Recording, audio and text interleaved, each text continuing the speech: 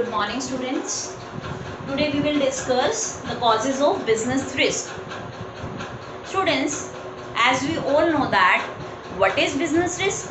हम सभी जानते हैं, हमने लास्ट वीडियो में पढ़ा है बिजनेस रिस्क क्या होता है एंड बिजनेस रिस्क का नेचर क्या होता है. आज की वीडियो में, आज के लेक्चर में हम समझेंगे बिजनेस को बिजनेस रिस्क किन कारणों की वजह से फेस करना पड़ता है, कौन कौन से ऐसे कारण हैं, कौन कौन से ऐसे कॉजेज हैं जो बिजनेस में बिजनेस रिस्क को लाएंगे.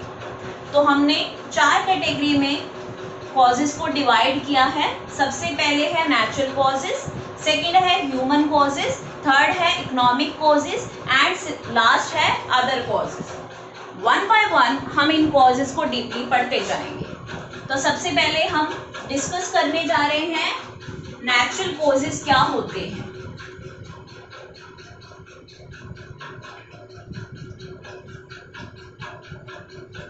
ऐसे कॉजेज जिसको किसने क्रिएट किया है? नेचर ने. एंड ये जो कॉजेज हैं, those causes which are beyond the power of man, एक ह्यूमन की पावर से बाहर हैं. ह्यूमन इन कॉजेज के ऊपर कुछ भी कर नहीं सकता. ह्यूमन की पावर इन कॉजेज पर काम नहीं करेगी, उसको सही नहीं कर सकता. तो हम नेचुरल कॉजेज के बारे में पढ़ रहे हैं. नेचुरल कॉजेज को क्रिएट करा नेचर ने, और ये कितने तरह के होते हैं नेचुरल कॉजेज, हम वो पढ़ने जा रहे हैं. देखिए, हम इसके पार्ट्स पढ़ते हैं, काइंड्स पढ़ते हैं. सबसे पहले है सीजनल चेंजेस.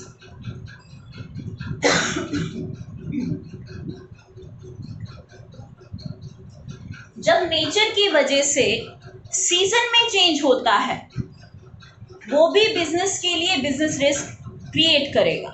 देखिए, 2 तरीके के सीजन की बात करते हैं हम लोग. सबसे पहला होगा समर सीजन, सेकंड है विंटर का सीजन.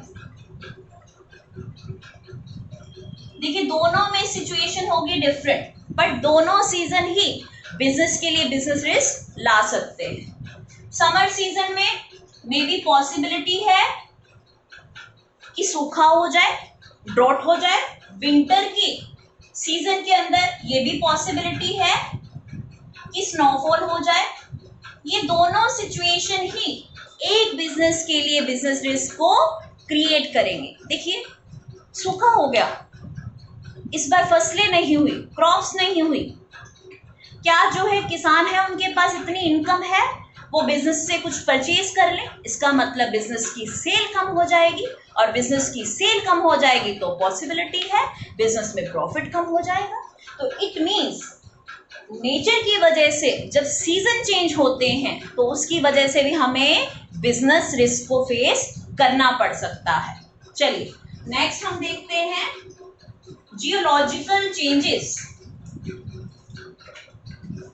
नेक्स्ट है, नेचर का ही ये पार्ट है, जियोलॉजिकल.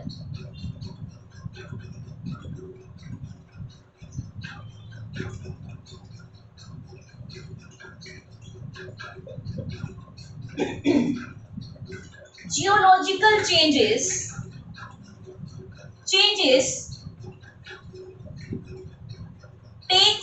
take place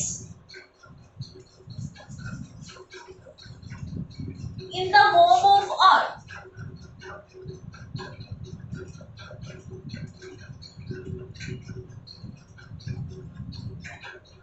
जब धरती के नीचे, जब अर्थ के नीचे चेंजेस होते हैं, उसकी वजह से भी बिजनेस के लिए बिजनेस रिस्क क्रिएट हो सकता है. इसका एग्जांपल हम ले लेंगे अर्थक्वेक.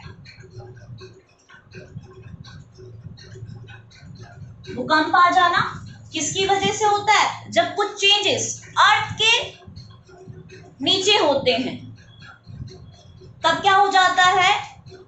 अर्थक्वेक आ जाता है. अर्थक्वेक आता है तो डेफिनेटली इतनी बड़ी बड़ी बिल्डिंग्स जो हैं वो भी डैमेज होती हैं, तो बिजनेस के लिए बिजनेस रिस्क को क्रिएट करेगा. नेक्स्ट पढ़ते हैं हम लोग अदर नेचुरल कैलामिटीज.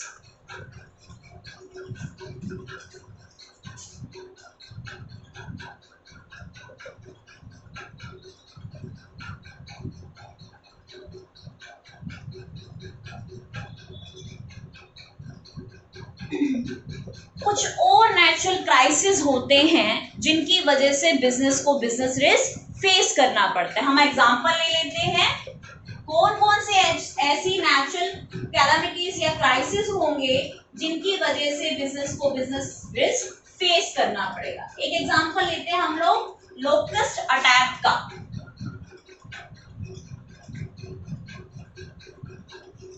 और द स्टैंडिंग क्रॉप्स।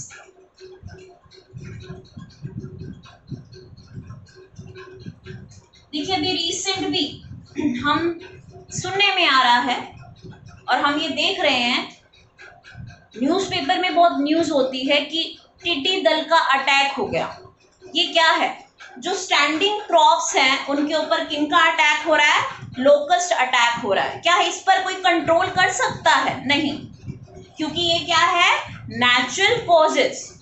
एकदम से एटमॉस्फेयर में चेंज हो जाए, क्या हम उनको कंट्रोल कर सकते हैं? उसको भी कंट्रोल नहीं कर सकते। और डेफिनेटली ये बिजनेस के लिए बिजनेस रिस्क को क्रिएट करेगा। तो हमने नेचुरल कॉजेस में पढ़ा, एक तो हमने देखा सीजन चेंज हो जाते हैं तो ड्रॉट की सिचुएशन आ सकती है, स्नोफॉल की सिचुएशन आ सकती है, जिसकी वजह से बिजनेस को बिजनेस। जियोलॉजिकल चेंजेस में हमने पढ़ा, वार्म ऑफ द अर्थ जब चेंजेस होंगे तब एक बिजनेस के लिए बिजनेस रिस्क क्रिएट होगा। लास्ट हमने पढ़ा अदर नेचुरल कैलामिटीज या क्राइसिस।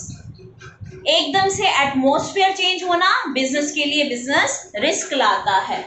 लोकस्ट अटैक हो जाना स्टैंडिंग क्रॉप्स के ऊपर, ये भी क्या है? एक बिजनेस रिस्क को क्रिएट करता है। चलिए हम नेक्स्ट पढ़ते हैं ह्यूमन कॉजेस।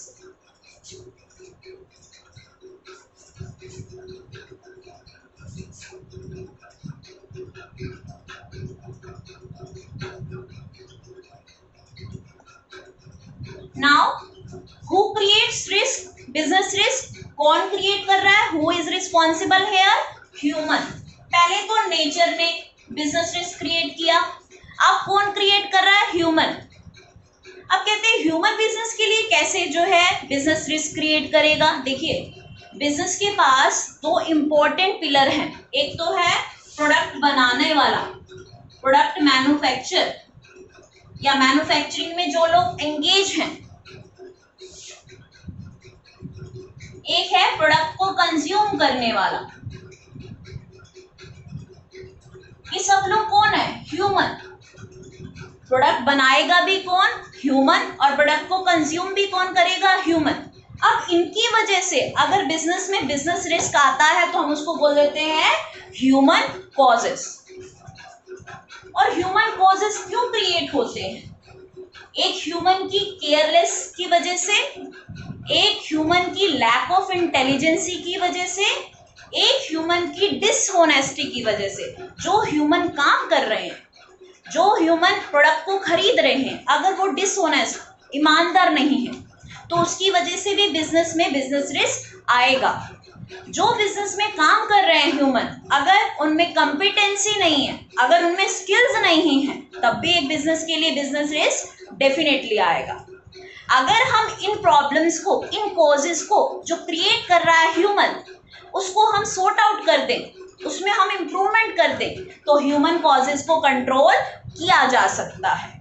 और हमने लास्ट पढ़ा था नेचुरल कॉजेस को जो है कंट्रोल नहीं किया जाता। वो कॉजेस क्या है? Beyond the power of man. लेकिन ह्यूमन कॉजेस क्या है? With in the power of man. अगर हम इनको करेक्ट कर दें, अगर इनमें इम्प्रूवमेंट कर दे तो डेफिनेटली ह्यूमन कॉजेस को दूर किया जा सकता है। तो हम देखते हैं ह्यूमन कॉजेस कौन कौन से होते हैं, वन बाय वन हम पढ़ेंगे। सबसे पहले डिसऑनेस्टी बाय एम्प्लॉय।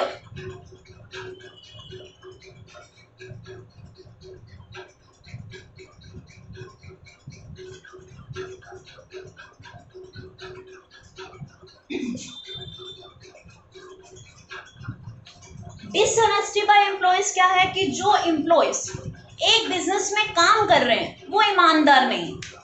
एक एग्जांपल लेते हैं, एक वर्कर है या एक एम्प्लॉय है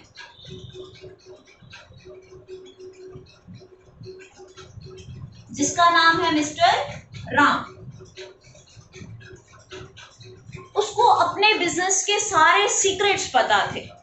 अगर वो ऑनेस्ट होता तो सारे सीक्रेट्स को अपने पास रखता, लेकिन मिस्टर राम ने सारे सीक्रेट्स कॉम्पिटिटर फर्म को ओपन कर दिए, जिससे कॉम्पिटिटर फर्म थी उसको सारा बेनिफिट एक बिजनेस का हो गया। तो इसका मतलब अगर एम्प्लॉय ऑनेस्ट होते तो बिजनेस में बिजनेस रिस्क नहीं आता, सीक्रेसी बनी रहती। लेकिन जो एम्प्लॉयज है वो डिसऑनेस्ट होने की वजह से एक बिजनेस को लॉस हो सकता है, उसकी सीक्रेसी क्या हो सकती है, कम हो सकती है। और भी देख सकते हैं, अगर एम्प्लॉयज डिसऑनेस्ट हैं तो वो अपनी जो है ऑर्गेनाइजेशन में कुछ चीजें चुराने लग जाते हैं, ये भी हो सकता है, तब भी डिसऑनेस्टी हो सकती है। या वो अपने सीक्रेट्स को लीक करने लग जाते हैं, तब भी डिसऑनेस्टी हो सकती है। तो एम्प्लॉयज की वजह से जब बिजनेस को बिजनेस रिस्क होता है तो हम बोलते हैं वो ह्यूमन कॉजेज होते हैं। नेक्स्ट पढ़ते हैं हम लोग, डिसऑनेस्टी बाय कस्टमर्स या कंज्यूमर्स।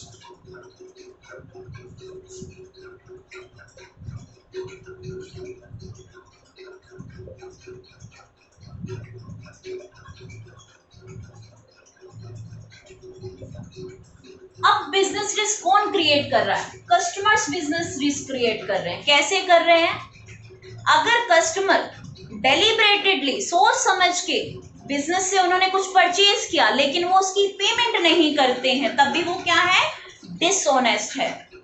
अगर कस्टमर, एक एग्जांपल ले रहे हैं, स्टार्ट स्टीलिंग थिंग्स, कुछ चीजों को जो है चुराने लग जाते हैं। आपने देखा होगा मार्केट में कस्टमर जाते हैं और शॉप से कुछ चुरा लेते हैं, तो वो भी उनकी डिसऑनेस्टी है। अगर इस तरीके के बिजनेस के कस्टमर हैं जो चीजों को चुराते हैं और डेलिब्रेटली पे नहीं करते पेमेंट को, तब भी वो बिजनेस के लिए बिजनेस को रिस्क दे रहे हैं। चलिए नेक्स्ट चलते हैं हम लोग, डिसऑनेस्टी बाय कस्टमर के बाद नेक्स्ट है स्ट्राइक एंड लॉकआउट।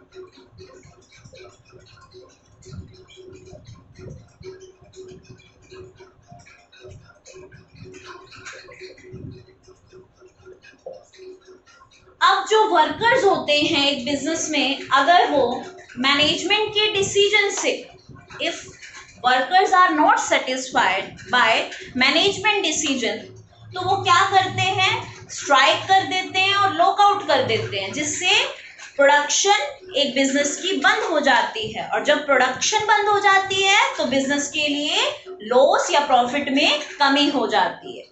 अब यहाँ पर कौन रिस्पॉन्सिबल है, वर्कर ने जो स्ट्राइक की और लॉकआउट किया बिजनेस में, तो वो रिस्पॉन्सिबल है बिजनेस में बिजनेस रिस्क लाने के लिए। नेक्स्ट आता है वर्किंग केयरलेसली।